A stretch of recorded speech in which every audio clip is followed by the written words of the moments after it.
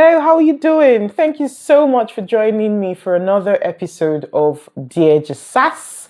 If you have been following my videos lately, I've been sharing lessons from my latest book, 40 Lessons at 40.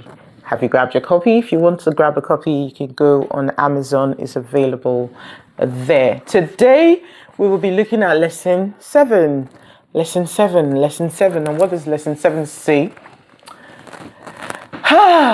Very, very stark truth and reality of life. Expect people to let you down and make allowance for them. Expect people to let you down and make allowance for them. Let's dive right into the book. This one stings, right?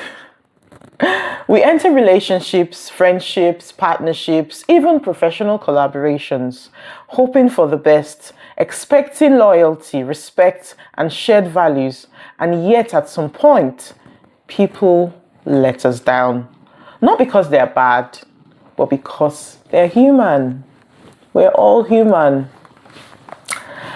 I have had my fair share of disappointments. Friends who disappeared in hard times, don't even get me started. Promises were broken and trust misplaced. For a long time, it made me bitter. I'm not gonna lie about that. I think because I'm a very sensitive person. I am melancholic in nature. I'm deep.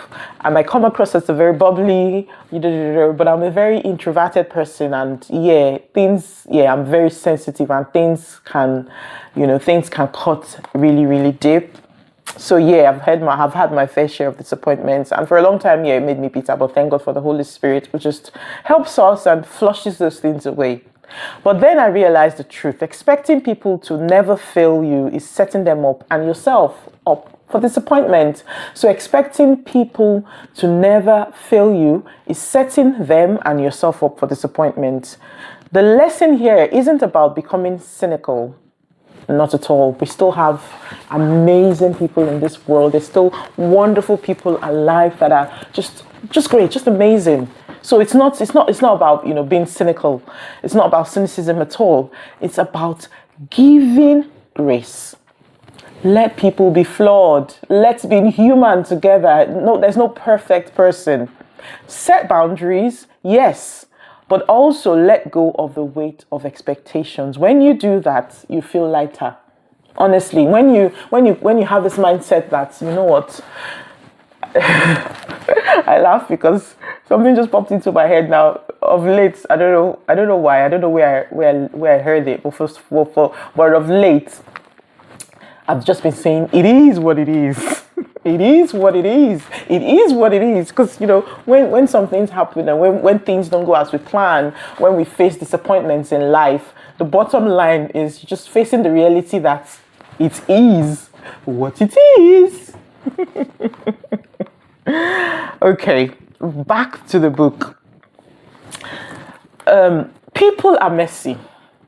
They come with quirks, flaws, and experiences you may never fully understand.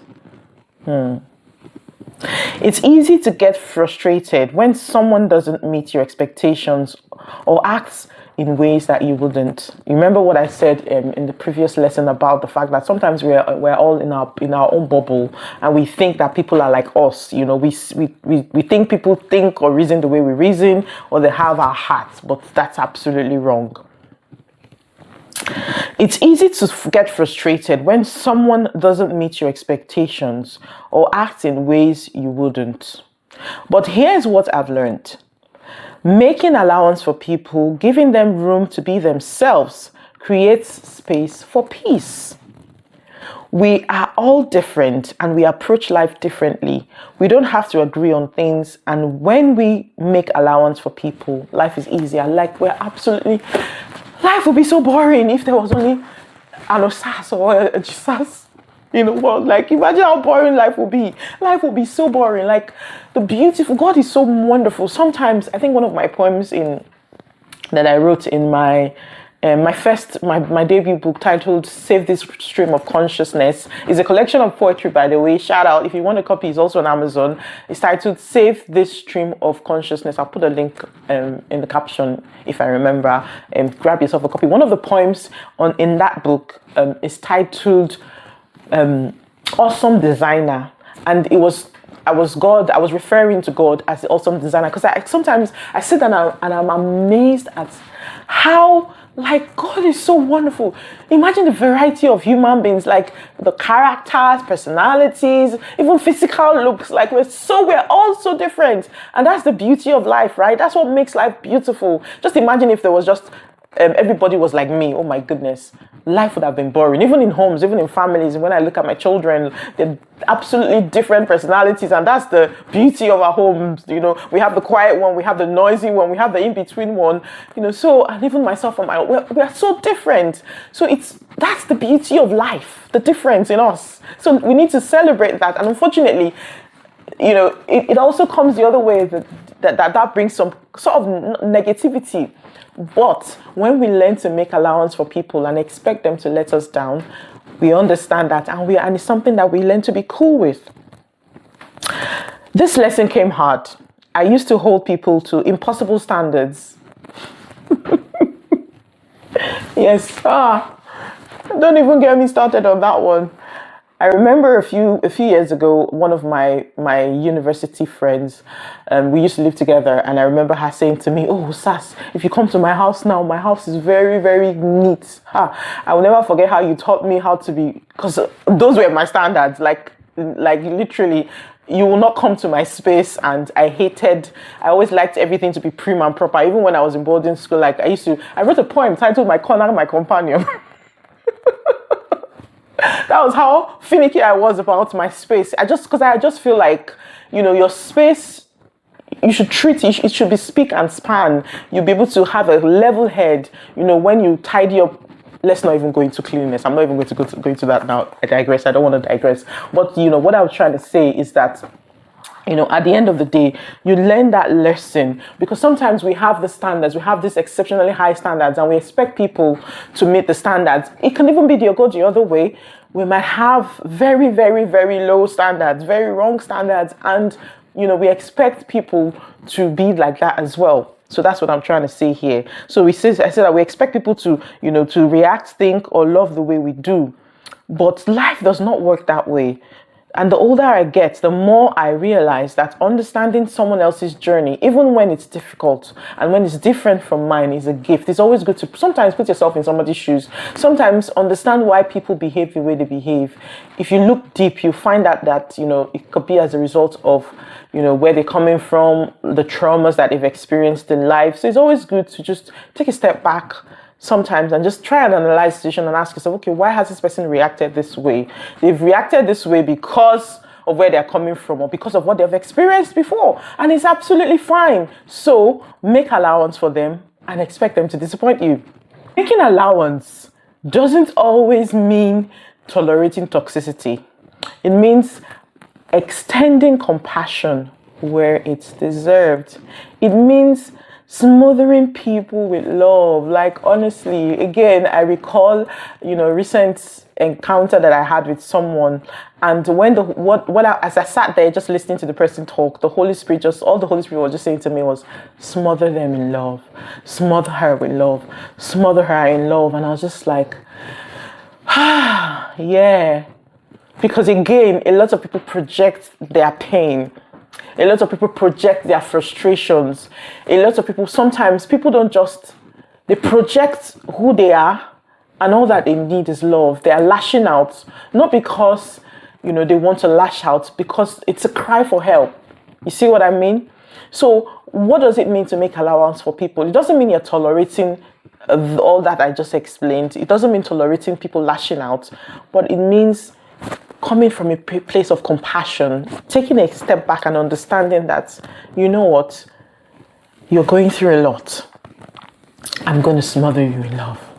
Smother, smother, smother in love. Back to the book. Here's the thing about expectations. They are often rooted in our own way of seeing the world, like I have been talking about all along. We expect others to prioritize what we prioritize, to show up the way we would show up, to love the way we would love, but each person comes with their own blueprint of life, shaped by their experiences, culture, upbringing, and circumstances. That's, literally what I just said. You cannot expect people to, you can't hold people in your standards. The only standards as Christians that we can hold people in is in the standard of the Bible, where God is, changing us daily, transforming us gradually to become more and more shaped into the likeness of Christ. But you can't hold people to your personal standards. You can't say, oh, because I do this, I expect you to do this, or because I act this way, I expect you to act this way. No, that's not love. And in this has been one of the most liberating lessons of my life. It has helped me shift from a place of constant disappointment to one of acceptance and of peace. When we make room for people's humanity, their strengths and their weaknesses, we create space for authentic relationships. Honestly, when we just take a step back and just have a bit of compassion, just understand where people are coming from, you see that your friendships will flourish. You will not keep saying, oh, because this one did this to me, you know what, I'm done, I'm not going to be friends with them anymore. Oh, because this one said this, or because this one acted this way, oh, this person hurt me, so that's it, I'm done with the relationship. And at the end of the day, by the time you turn around, you're going to be left with no friends. Now, there's something that my mommy used to say. I'll try and say it in Edo.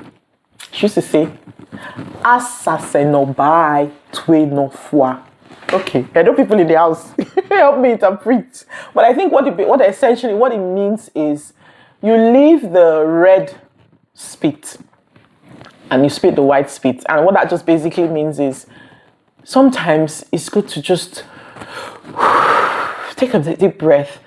I think it's the same as that proverb that says, we don't scratch ourselves the way we itch. So we do not scratch the way our body itches us. Because if we scratch the way our body itches us, we're going to hurt ourselves. You see what I mean? So sometimes it's good to just breathe, just take a step back, and just love people. It is not about lowering your standard or accepting poor treatment. Rather, it is understanding the difference between toxic behavior and human imperfection. Because trust me, some people are just damn right narcissists. Some people are just damn right evil. Like some people are just, so it's differentiating the two. About knowing when to extend grace and when to set boundaries, when to forgive and when to walk away. So again, back to the previous lesson, the only way you'll be able to do that is when you're self-aware. Right? You see that everything is connected. The beauty of making allowance lies in its reciprocal nature. When we extend understanding to others, we often find that the same grace is extended to us. Because the truth is, we all need allowance sometimes. Honestly, like none of us are perfect. I'm not going to sit here telling you that I'm perfect. Oh no, I'm very far from perfect. I've got a long way to go. If I want to be true to myself, I know I've got a long way to go. We hope, so it's having that understanding and that realization, you find in peace. Because the truth is, we all need allowance sometimes. Like I said, we all have moments when we fall short, when we can't show up the way we'd like to, and when life overwhelms us and we disappoint those we care about. Making allowance means understanding that someone's capacity to give might look different from yours. Again, it ties back to self-awareness. Understanding that, the fact that you are able to wake up at 5 a.m. in the morning, for example, to help somebody out does not mean everybody should do that. We are not the same. We all have different thresholds. And I think that's one point I always like to emphasize. We are not the same people. We are not the same. We are all different. We all have different capacities. We all have different capabilities. And respecting that and understanding it and not holding everybody else to our standards, will make the world a better place. So, like I said, it's very, very important to know that, to understand that we all have different capacities from other people. Some people express care through constant communication, others through acts of service. Some people, might be available for every crisis, while others might only manage occasional checkups. And that's absolutely fine. Honestly, it's absolutely fine. The key is learning to appreciate what each person can give rather than focusing on what they cannot. This approach to relationships doesn't mean becoming a doormat. In fact, it's quite the opposite. When you understand and accept that people will sometimes let you down, you can set healthier boundaries. You learn to protect your peace while maintaining connections. You discover how to hold space for others' humanity without compromising your own well-being. Making allowance is about understanding that people's abilities to show up for you might be very different and they might vary depending on their season of life. That's another thing. Oh yes, that's another thing. Like the fact that this person was all in at this point. Do not expect, because life is life in all of us. So life is happening to each and every one of us. So we need to also appreciate that the fact that at this stage, at this point in your life, this person showed up for you in a very powerful way, and then you expect it to be consistent. No. That person might be going through a season, they might be going through a phase, they might be going through their own challenges. You have to recognize that, understand it, and respect it. Hello? Okay. Back to the book. Where was I? So I'll read I'll read it again. It says, making allowance is also about understanding that people's abilities to show up for you might vary depending on the season of, like, someone who was once consistently available might become less. So when dealing with personal challenges, you need to realize that, a usually reliable friend might drop the ball during a particular stressful period at work. These moments do not necessarily reflect their care for you. They are often just manifestations of their own human rights or their own human struggles. Life is lifing, honestly.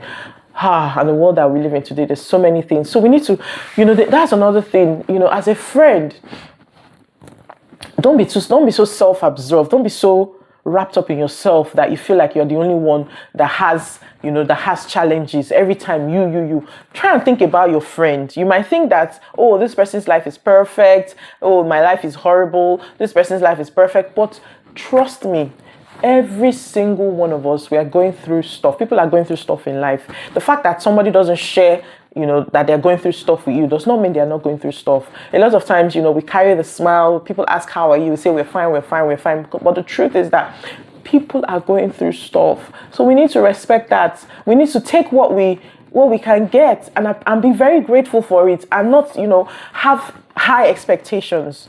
The art of making allowance requires wisdom.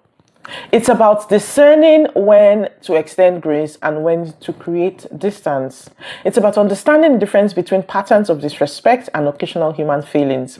Most importantly, it's about maintaining your own peace while navigating the complex landscape of human relationships. I think that's a very, very, a very vital point, because the truth is, in this life that we live in, there are some people that, whether you like it or not, there are some people that are just insensitive. There are some people that are just unkind. There are some people that are just you, like, all they ever do is they only call you when they need you. Like, it's only when they want to ask you a question, when it's about them, that's when they call you. Like they drain you. They will take and take and take. So there are people like that. So it's understanding, so it's recognizing the difference between those sort of people and knowing how to create the boundaries, and then understanding, that, okay, this person is just, life is happening to them. Remember that making allowance isn't about accepting abuse or disrespect. It's not about tolerating behavior that consistently undermines your well-being or dignity. Instead, it's about understanding that perfection is an impossible standard, and that all relationships require a degree of grace and understanding. When you learn to expect that people will sometimes let you down, you are better equipped to handle disappointment. You are able to separate someone's actions from their worth as a person.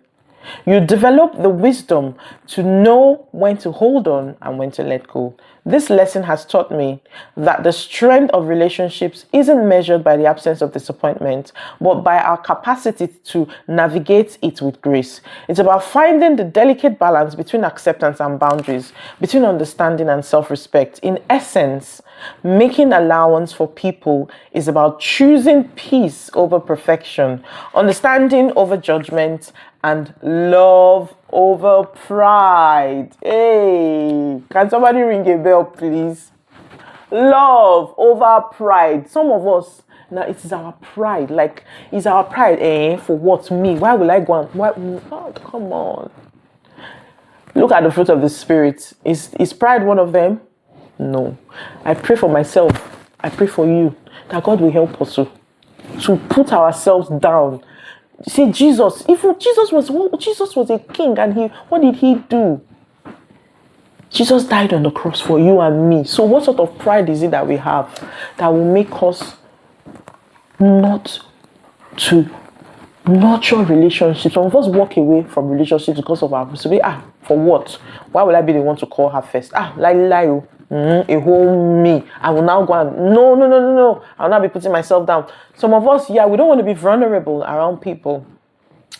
So I pray for you, I pray for myself, that God will help us every time to choose love over pride. It's about recognizing that we are all works in progress, doing our best with what we have, where we are. Honestly, life is, let's be kinder to each other. Let's give each other more grace, because especially in the current climate that we live in today, come on, the gbasgbos is too much. The gbasgbos is too much. Let's have a little bit of humanity. Let's be human together. One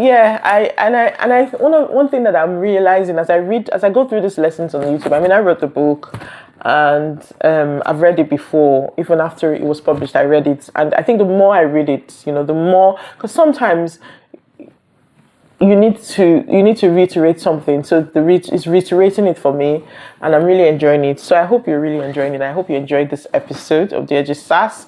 Today we looked at lesson 7 of 40 lessons at 40. The book is available on Amazon, like I said before. Please share this video if it blessed you. Like, subscribe to the channel if you want more content like this and many more by the grace of God.